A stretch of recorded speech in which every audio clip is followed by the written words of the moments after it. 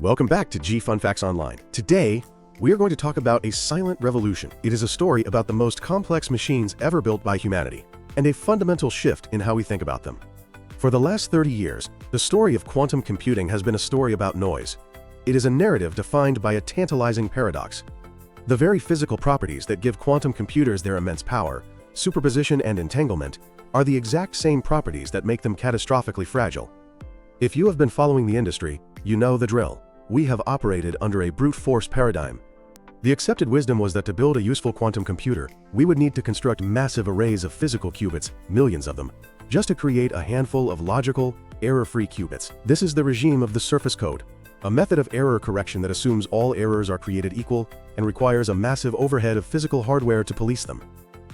In this traditional view, a functional quantum computer is less like a sleek silicon chip and more like a chaotic city, where for every one citizen doing productive work, there are 1,000 police officers trying to keep them from accidentally bumping into a wall and forgetting who they are. But recently, the narrative has shifted. With the release of the Ocelot chip by Amazon Web Services in early 2025, we reached a definitive turning point in the quest for fault-tolerant quantum computing. By leveraging a novel form of information storage known as Qubits, the Ocelot architecture does not just try to correct errors after they happen. It fundamentally alters the physics of the qubit to prevent the most damaging errors from occurring in the first place. In this episode, we are going deep. We are going to explore the physics of bosonic codes, the engineering marvel of the Ocelot chip, and why the future of quantum computing might not belong to the fragile electron, but to the Schrödinger's cat.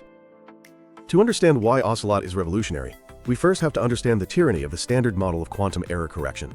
In a classical computer, the laptop or phone you are using right now, errors are incredibly rare. A bit flips from 0 to 1 maybe once every trillion operations. But in a quantum computer, errors are ubiquitous. Environmental noise, heat, stray electromagnetic fields, even cosmic rays can cause a qubit to lose its state, a process we call decoherence. Quantum information suffers from two distinct types of errors.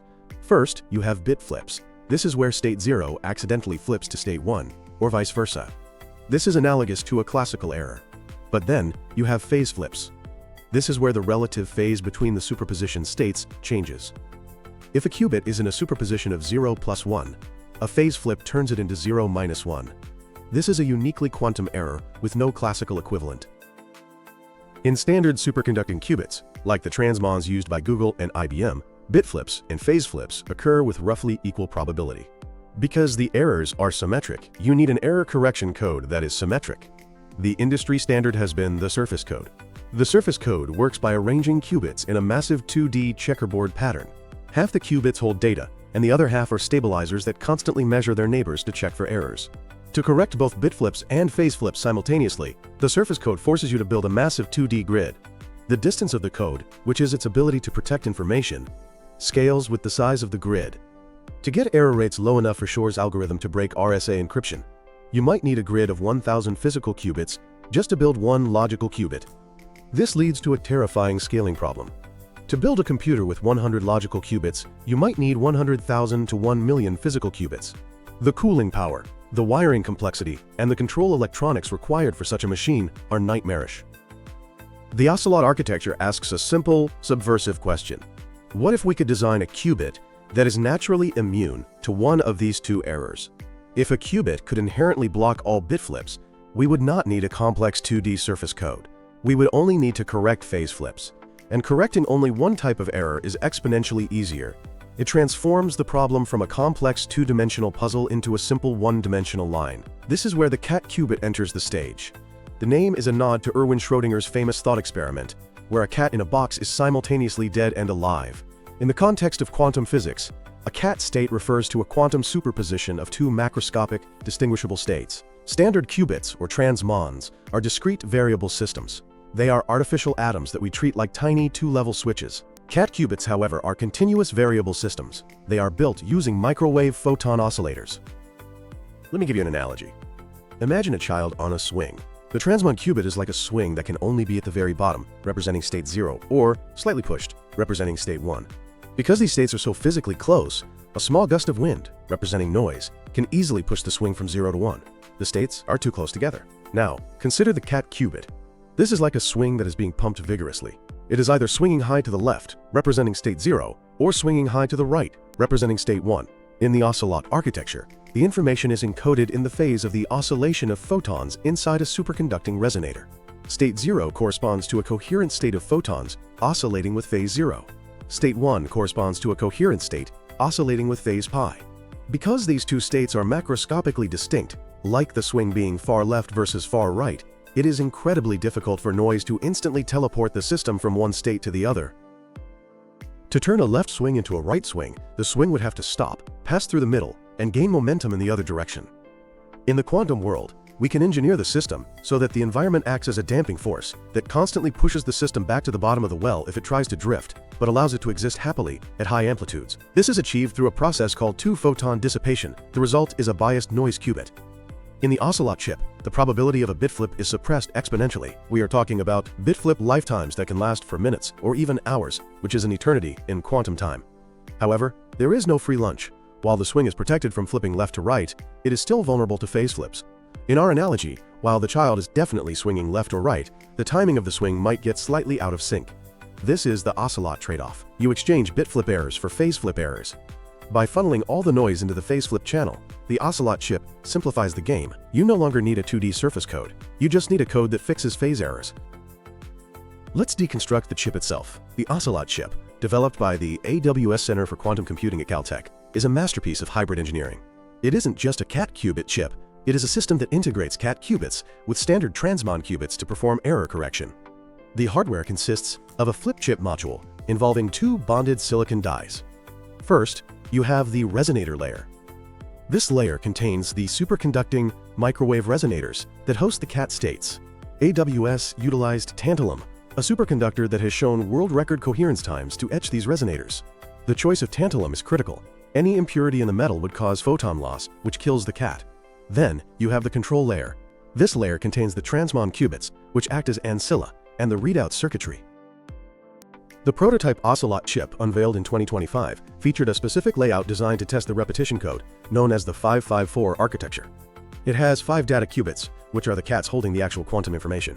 It has 5 buffer circuits, which are crucial. They provide the nonlinear dissipation required to stabilize the cat states. They act as the pump for the swing, constantly injecting and removing pairs of photons to keep the cat stabilized. And finally, 4 readout qubits, which are standard transmons used solely to measure the parity of the cat qubits, without destroying their superposition.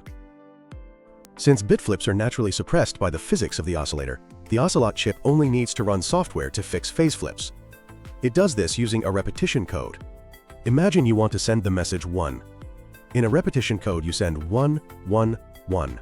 If one qubit suffers a phase flip, which in a specific basis looks like a bit flip, the receiver might see 1, 0, 1.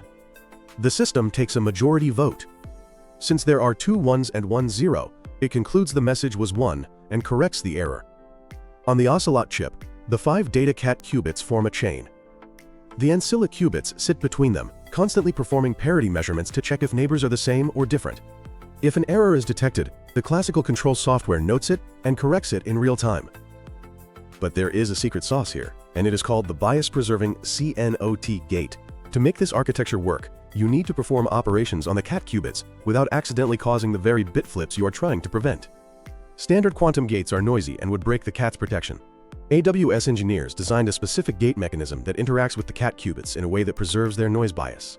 It ensures that even during the complex operations of error correction, the bit flip rate remains exponentially low. So why does this matter economically? When AWS announced Ocelot, the headline figure was a 90% reduction in error correction overhead. This number is not marketing fluff. It is derived from the geometry of the codes. Let's do the math. To achieve a logical error rate of 10 to the negative 10, which implies 1 error every few centuries, the standard surface code approach requires a square grid of distance d. The number of qubits scales as d squared. For high protection, you might need a distance of 20, so 20 times 20 equals 400 physical qubits per logical qubit. Multiplied by ancillary overhead, it's often quoted as a 1000 to 1 ratio. Now look at the Ocelot approach with the repetition code. You only need a line of distance d. The number of qubits scales linearly. To get similar protection against phase flips, you might need a line of 20 qubits. 20 qubits is dramatically fewer than 400. Furthermore, because the bit flip protection comes from the energy of the oscillator, meaning the number of photons, you can improve bit flip protection simply by pumping more photons into the resonator, effectively increasing the size of the cat. You don't need to add more qubits to fix bit flips, you just turn up the power knob. This decoupling is the magic of Ocelot. To fix bit flips, you utilize a hardware parameter by increasing photon number. To fix phase flips, you use software redundancy by adding more qubits to the line.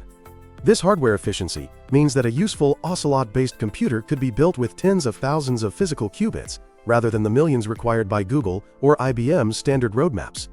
In the race to fault-tolerant quantum computing, removing a zero from the requirements list is equivalent to skipping 5 years of R&D. AWS is not the only player in this sandbox. The field is essentially a duel between the American giant and the French pioneer Alice and Bob. Alice and Bob is a French startup spun out of ENS Paris, and they have been the primary evangelist for cat qubits. Their helium and boson chips operate on identical principles. In fact, Alice and Bob hold many of the foundational patents on the specific dissipative stabilization techniques used to create cat qubits. They have focused heavily on the autonomous nature of the correction, trying to build self-correcting memory. The Ocelot chip represents a massive validation of Alice and Bob's thesis. When a trillion-dollar company like Amazon invests its primary hardware resources into the exact architecture a startup championed, it signals that the technology has graduated from niche theory to industry contender. On the other side, you have Google, Quantum AI. Google remains the champion of the transmon and surface code approach. Their Willow and Sycamore chips are engineering marvels. Transmons are fast, well understood, and easy to manufacture. Google has already demonstrated break-even, where logical qubits last longer than physical ones. However, Google is betting that they can master the manufacturing complexity of building million-qubit processors. Ocelot is betting that they can't, or that they won't need to. Then there is Microsoft, with Azure Quantum, pursuing topological qubits. Like cat qubits, these are physics-based error correction. Topological qubits promise even better protection than cats, theoretically protecting against both bit and phase flips at the hardware level. However, topological qubits are notoriously difficult to fabricate. While Microsoft has shown recent physics breakthroughs, they are years behind the Ocelot architecture in terms of having a functional, programmable chip. You can think of Ocelot as topological light. It gives you half the protection today, rather than perfect protection a decade from now. If Ocelot is so superior, why haven't we solved quantum computing yet? The architecture faces distinct engineering hurdles that do not exist for standard transmons. First, there is the control electronics bottleneck. Cat qubits are continuous variable systems.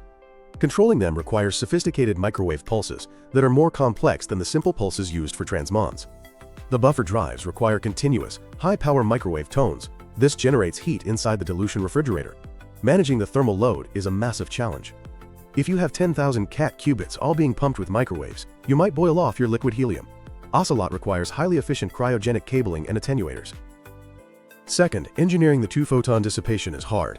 To stabilize a cat, you need a nonlinear interaction that exchanges photons in pairs. This requires Qubits or superconducting quantum interference devices and careful frequency matching.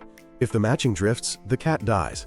Scaling this nonlinear element to thousands of qubits without frequency crowding, where signals interfere with each other, is a massive fabrication challenge.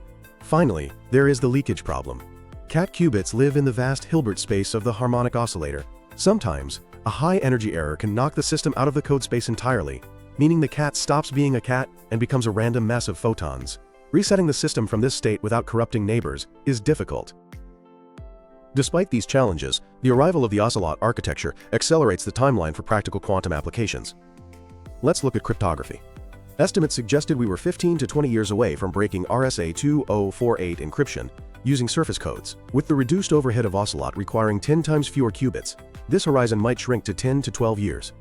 This puts immense pressure on governments and banks to migrate to post-quantum cryptography immediately. Then there is materials science. This is the benevolent use case. Simulating the nitrogenase enzyme for fertilizer or new battery cathodes requires deep quantum circuits. These algorithms are impossible on today's noisy machines. They need logical qubits. Ocelot provides the fastest path to early fault tolerance. We might not need a million qubits to start simulating molecules. We might only need a few thousand high-quality cat logical qubits. This brings the timeline for quantum-discovered drugs into the 2030s. The Ocelot architecture represents a maturation of the quantum industry. We have moved past the era of simply adding more qubits and entered the era of better qubits. By respecting the physics of the harmonic oscillator and designing a chip that works with the noise rather than fighting against it, AWS has changed the calculus of error correction. The Ocelot chip proves that smart physics can beat brute force engineering. As we look toward the latter half of the 2020s, the question is no longer just how many qubits do you have. The new metric is, how bias-preserved are they? The Ocelot, agile, efficient, and resilient, may well be the creature that carries us across the threshold, from quantum experiment to quantum utility. The cat is alive, and it is purring. Thanks for listening to G Fun Facts Online, and we'll see you in the next deep dive.